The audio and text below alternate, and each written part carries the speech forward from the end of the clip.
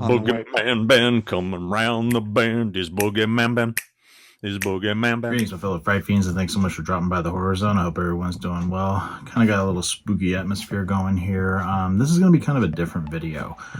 This is something that I did. It was an on-location, not a horror film movie location, but something that my wife and I actually stumbled upon when we were in Napa and Sonoma County.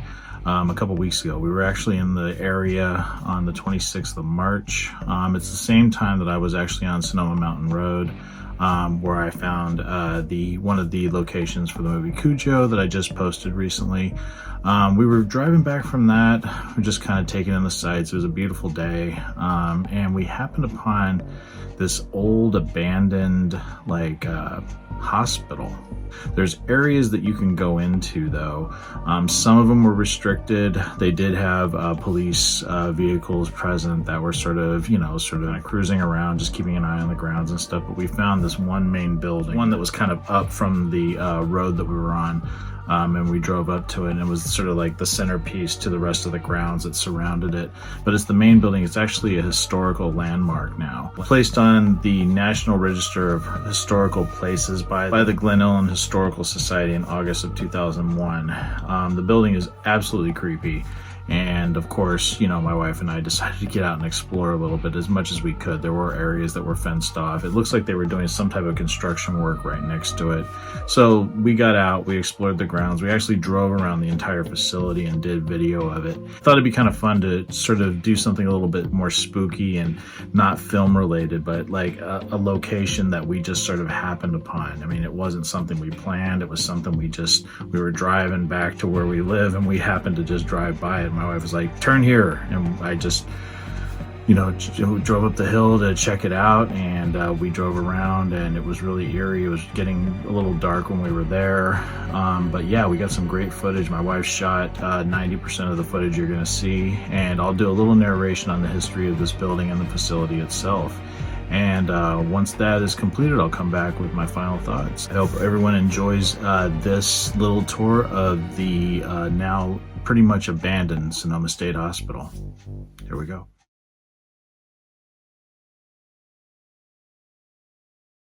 Located in rural Sonoma County, an area that colonial-era Spaniards called El Valle de la Luna, or the Valley of the Moon, the Sonoma State Hospital is surrounded by chaparral shrubs, oaks, and low hills in a region now known for agriculture, tourism, and vineyards. The hospital is an extensive complex that encompasses more than 2.6 square miles. During the 20th century, it functioned as a total institution that operated similar to a small community as opposed to a strict medical facility. The grounds included cottages for patients and staff, a hospital, an assembly hall, a dairy farm, a tannery, a morgue, and post office. So the main building was built in 1908 and was added to the National Registry of Historic Places in 2001, and it is now vacant. The basement contained the billiard room, drugstore, laboratory, 2 clinics, and 3 storerooms. On the first floor, there was a reception room, superintendents, matrons, physicians, stenographers, and secretaries' offices, the library, and a schoolroom. The second floor included the superintendent and the matron's quarters, visitors' quarters, and a staff dining room. The third floor had staff bedrooms. It was first opened in 1883 as a California home for the care and training of feeble-minded children. The Sonoma Developmental Center was the first hospital to treat and care for patients with developmental disabilities in California. The center moved to Bucolic Eldridge in 1891, changed its name to Sonoma State Home in 1909, then the Sonoma State Hospital in 1953, before finally receiving its current name in 1986. Dating back to the late 1800s, the Sonoma State Hospital was California's main institution for the feeble-minded. It was one of 2 homes for the feeble-minded that served as counterparts to the state's 8 psychiatric hospitals. Over the years, thousands of patients, sometimes for a few months and sometimes for decades, lived there. Patients' ages ranged from newborn to 102, and facility housed women, men, and children from the 1920s to the 1950s, while under the medical superintendence of Fred O. Butler, Sonoma implemented the most far-reaching eugenic sterilization program in the country, sterilizing over 5,400 people, many against their wishes. Dozens died at this hospital in an outbreak of Spanish influenza in 1918, including the former superintendent William Lawler. In 1919, Dr. Frederick Otis Butler was the superintendent, followed by Dr. M.E. Porter. In 2001, the main building was listed in the National Register of Historic Places. 2015, the state announced the closure of SDC by the end of 2018. This meant that relocation of more than 300 residents and development and reuse plan of the property. The October 2017 Nuns Fire had a dramatic impact on SDC, necessitating a mandatory evacuation of hundreds of residents and staff and burning the eastern third of the property along the California State Route 12. The main area of SDC withstood the fires and the remaining residents all moved back in. However, the fire forced a major interruption of the state's site assessment process. In May 2017, the state hired Wallace Robertson Todd to provide architecture and engineering services to prepare a comprehensive existing conditions study and an opportunities and constraints summary and analysis of SDC. There is a little history on Fictional Works. The center provided the setting for Jack London's short story Told in the Drooling Ward in 1914. The book, and All Things, A Return to the Drooling Ward, is a fictionalized account based on the author's experience while training as a psychiatric technician at the former hospital.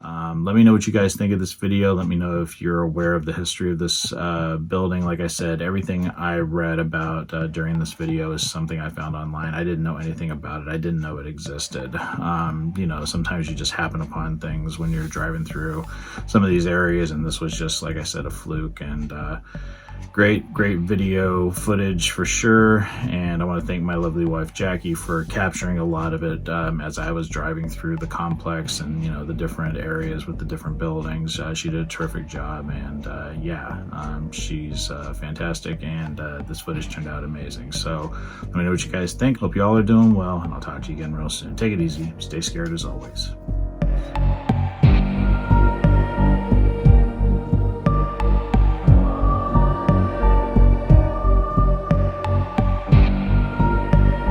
Fright Fiends, just want to say thank you again for supporting BoogeyMan Ben's Horror Zone. If you're brand new to the channel and you haven't yet subscribed, please hit the subscribe button down below, hit the bell notification so you're updated every time I drop a new video. I typically do this once or twice a week with new content. I've been doing this for over 11 years, and the horror genre is a passion of mine, and it really means a lot to me that I can share that passion with all of you guys. Thanks so much again for the support, and I'll talk to you again later. Take it easy, stay scared as always.